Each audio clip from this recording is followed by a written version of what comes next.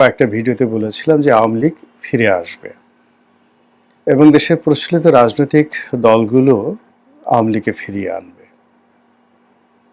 আমি অনুমান করেছিলাম যে আওয়ামী লীগের সঙ্গে জামাতের একটা বন্ধন তৈরি হবে এবং জামাতের একটা গ্রিন সিগন্যাল থাকবে, সঙ্গে সঙ্গে সরকারেরও গ্রিন সিগন্যাল থাকবে এবং সেটা নিয়ে আওয়ামী লীগ মাঠে নামবে।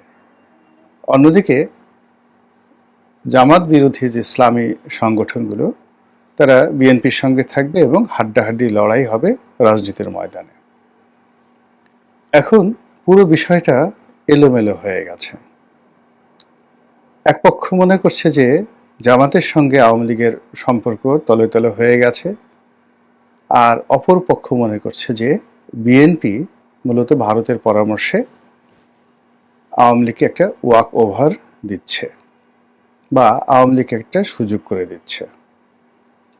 ঘটনা যাই হোক না কেন সেটি নিয়ে আরেকটু পরে আলোচনা করব, কিন্তু ইতিমধ্যে যে লক্ষণগুলো আমরা দেখতে পাচ্ছি সেই লক্ষণগুলো নিয়ে কিছু কথা বলা আবশ্যক।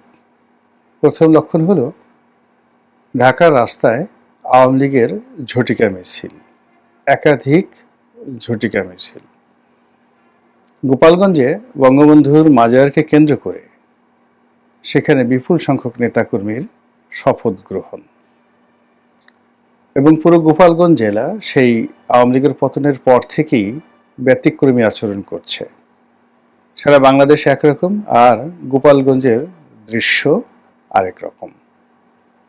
এবং এখন এই বাস্তবতায় বাংলাদেশে যে সকল এলাকাতে আওয়ামী লীগের প্রাধান্য রয়েছে এবং যে সকল এলাকার সংসদ সদস্য যারা দুর্নীতি কম করেছেন বা করেননি, সে সকল এলাকা রীতিমতো এখনো পর্যন্ত আওয়ামী লীগের কর্তৃত্বে রয়েছে, নিয়ন্ত্রণে রয়েছে। তারা চাঁদাবাজি করছে না, চাঁদাবাজি অন্য লোক দিয়ে করাচ্ছে, কিন্তু পর্দার আড়ালে থেকে পুরো সামাজিক যে সংহতি, সেই সংহতিতে আওয়ামী লীগের যে অবস্থান সেটি তারা ধরে রেখেছেন। সবচেয়ে আওয়ামী বিরোধী শক্তিদের জন্য দুঃসংবাদ হলো আওয়ামী লীগের সহায় সম্পত্তি দখল করে যারা এতদিন লুটপাট করে আসছিলেন তাদের জন্য দুঃসংবাদ হলো যে কিছু কিছু জায়গাতে আওয়ামী লীগের নেতাকর্মীরা রুখে দাঁড়িয়েছেন। তারা কিছু সহায় সম্পত্তির দখলে নিয়েছেন এবং কিছু জায়গা থেকে দখলকারীদেরকে মারধর করে তাড়িয়ে দিয়েছেন।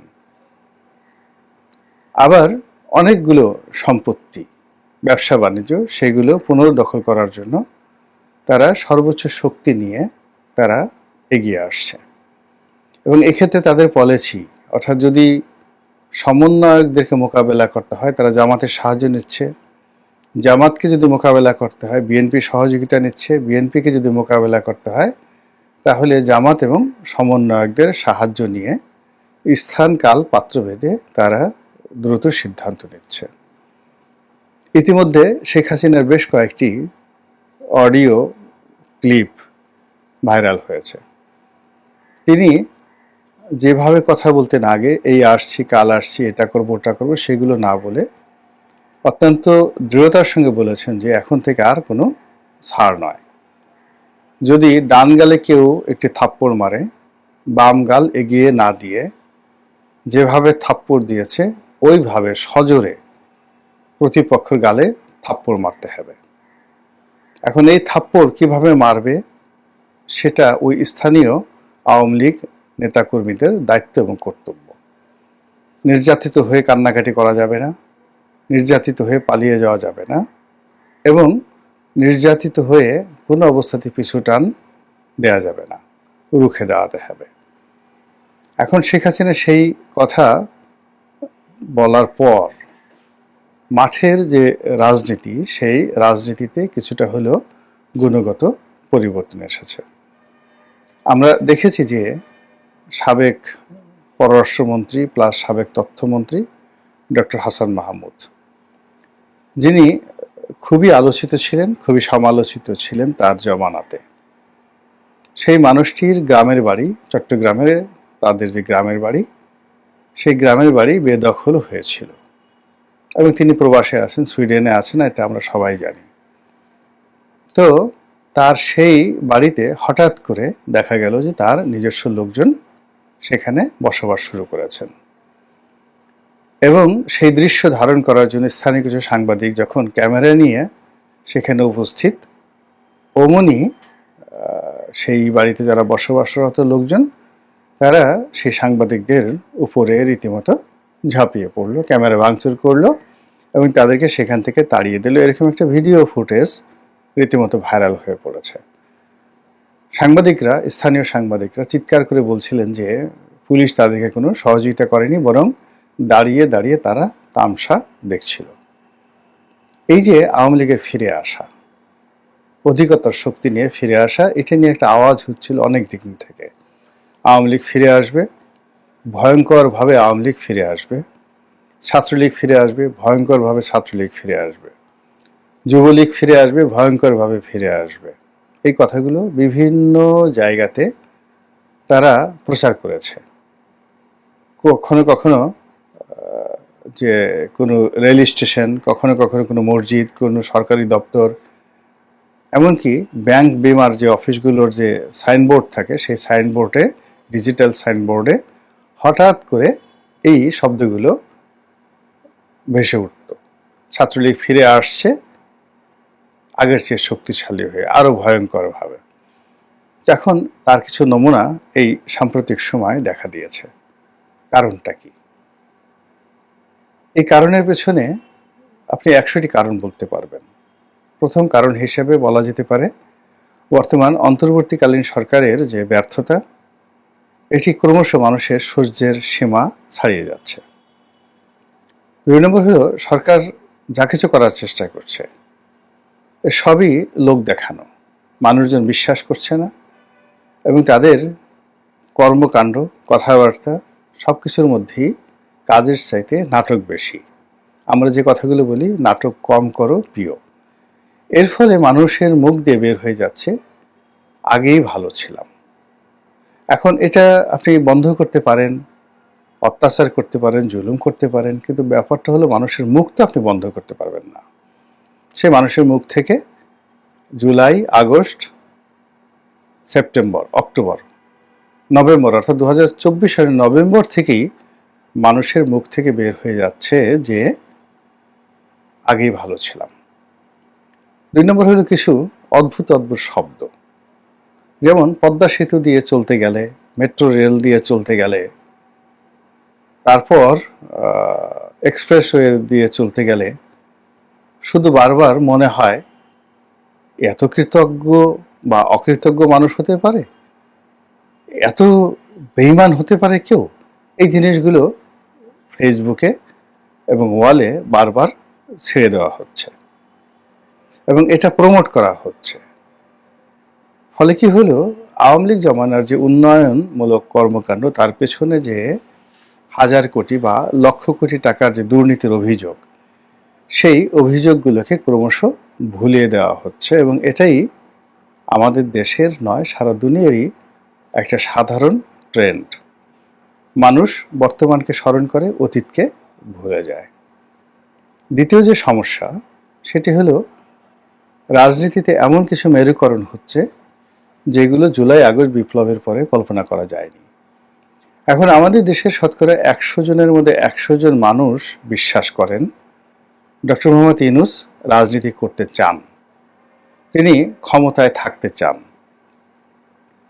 তাকে ক্ষমতায় রাখার জন্য নানা রকম কৌশল অবলম্বন করা হচ্ছে, এবং ছাত্রদের যে নাগরিক পার্টি করা হয়েছে, যেটিকে কিংস পার্টি বলা হয়, এই কিংস পার্টি সহ আরও একাধিক পার্টি তৈরি হচ্ছে এবং হওয়ার প্রক্রিয়াতে রয়েছে। এই সকল পার্টির যিনি প্রধান, তিনি ডক্টর মোহাম্মদ ইউনূস। এটি জনগণ স্বাভাবিকভাবে নিতে পারছেন না একটা অংশ। আরেকটি অংশ মনে করছেন যে আওয়ামী লীগ, বিএনপি, ধানের শীষ, নৌকা, মানে একই। তারা আরো বাজে কথা বলছে, যেটা আমি বলতে পারবো না, আরো বাজে কথা বলছে।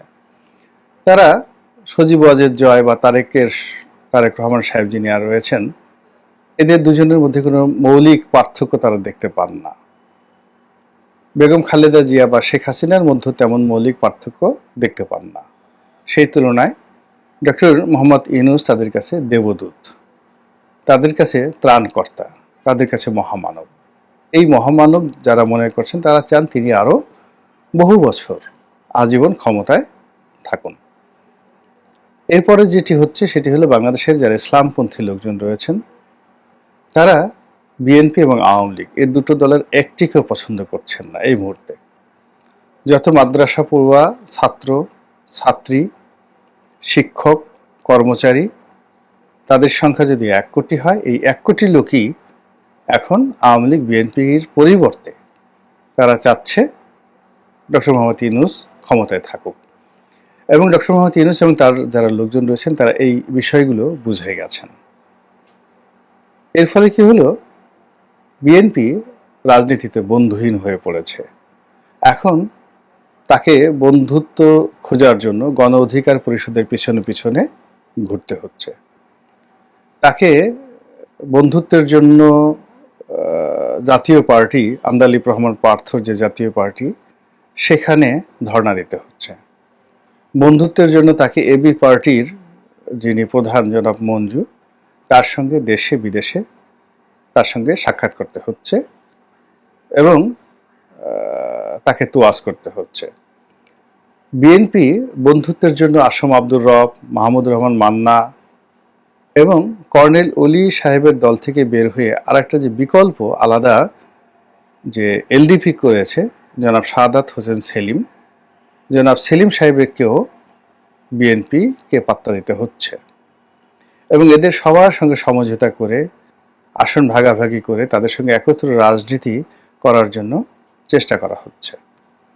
কিন্তু বাস্তবতা হলো যে বাংলাদেশের রাজনীতিতে আওয়ামী লীগ, জামাত, জাতীয় পার্টি এই তিনটি রাজনৈতিক দলগুলোর যে ভিত্তি রয়েছে, এদের সমপর্যায়ের অন্য কোনো রাজনৈতিক দলগুলোর ওরকম কোনো ভিত্তি নেই।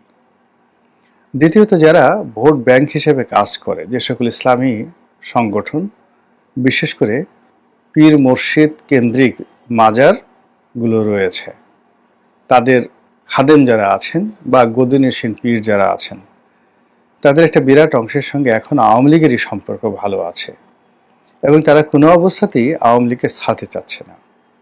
আর রাজনৈতিক সংগঠন হিসেবে হেফাজতের দুটো ভাগ হয়ে গেছে, একটি ভাগ এখন পর্যন্ত একেবারে শেখ হাসিনার জন্য জীবন প্রাণ দিয়ে তারা লড়াই করতে প্রস্তুত। আর অপর অংশটি যারা শেখ হাসিনা বিরোধী, তারা ডক্টর মোহাম্মদ ইউনূসের সহযোগিতা পাচ্ছেন না, বিএনপির ডাক পাচ্ছেন না, এমনকি অন্যান্য ছোট ছোট যারা পার্টি তাদেরও ডাক পাচ্ছেন, অথচ সংগঠন হিসেবে এরা যথেষ্ট শক্তিশালী। অন্যদিকে আওয়ামী লীগের দীর্ঘদিনের পুরনো বন্ধু কমিউনিস্ট পার্টি, জাসদ, বাসদ, যে নামেই থাকুক না কেন, তারা সবাই মনে প্রাণে দিল্লিমুখী হয়ে আছে, এতে কোনো সন্দেহ নেই। প্রথম আলো, ডেইলি স্টারের মতো বাংলাদেশের যে সকল পত্রপত্রিকা যাদের সঙ্গে শেখ হাসিনার ব্যক্তিগত সম্পর্ক খুব খারাপ ছিল, কিন্তু এই দুটো পত্রিকা সবসময় দিল্লির যে পলিটিক্যাল পলিসি বা পলিটিক্যাল থিওলজি, এই বিষয়গুলো তারা ধারণ করে।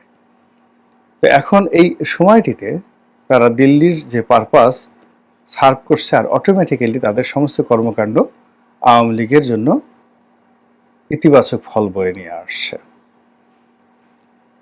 এর ফলে আওয়ামী লীগবিহীন বাংলাদেশে রাজনীতির মধ্যে অন্তত 10টি পরস্পর বিরোধী শক্তি দাঁড়িয়ে গেছে।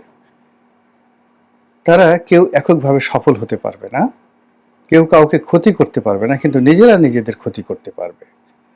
আর এই অবস্থায় রাজনীতিতে ভারসাম্য আনার জন্য আওয়ামী লীগের উপস্থিতি জরুরি হয়ে পড়েছে, ইতিবাচক অর্থে, নেতিবাচক অর্থে। এখন আওয়ামী লীগ সেটা কিভাবে নেবে, কার সাথে আসবে, কার সাথে থাকবে, সেটা পরের ব্যাপার। কিন্তু যেহেতু একটা প্রাজ্ঞ দল, অভিজ্ঞ দল এবং বহু ঘাত প্রতিঘাত তারা অতিক্রম করে এসেছে গত 70 বছরে। তো কাজেই তারা এই সুযোগটিকে কাজে লাগাচ্ছেন এবং কাজে লাগিয়ে ঢাকা শহরে যে ঝটিকা মিছিলগুলো করছেন তা আওয়ামী বিরোধী যারা শক্তি, বিশেষ করে যারা ছাত্র সংগঠন, যারা ছাত্র নেতৃত্ব, এই জুলাই আগস্ট বিপ্লবের যারা অধিকর্তা, তাদের মনে রীতিমতো আতঙ্ক ধরিয়ে দিয়েছে। কিন্তু লাভ হবে না। লাভ হবে না এই কারণে যে এই আতঙ্ক বা আতঙ্কিত হওয়া দুটোই কিন্তু দুর্বলতার লক্ষণ। আর সাহস এটি একটা ভাইরাসের মতো, একবার বাড়তে থাকলে এটা ক্রমশ বাড়তেই থাকে। তো যেহেতু আওয়ামী লীগের যারা লোকজন রয়েছে তারা এখন কথা বলছে, রিকশাওয়ালা গালি দিয়ে কথা বলছে, ঠেলাওয়ালা কথা বলছে, সাধারণ মানুষ কথা বলছে, এবং আওয়ামী লীগের যারা নেতাকর্মী তারাও বিভিন্ন হাল ধরে, সুরত ধরে তারা কথা বলছে এবং রাস্তায় নেমে আসছে। ফলে মনে হচ্ছে আওয়ামী লীগকে যেভাবে সরকার মোকাবেলা করতে চেয়েছিল অত সহজে মোকাবেলা করাটা সম্ভব হচ্ছে না। আল্লাহ আমাদের সবাইকে হেদায়েত দান করুন এবং হেফাজত করুন। আসসালাম।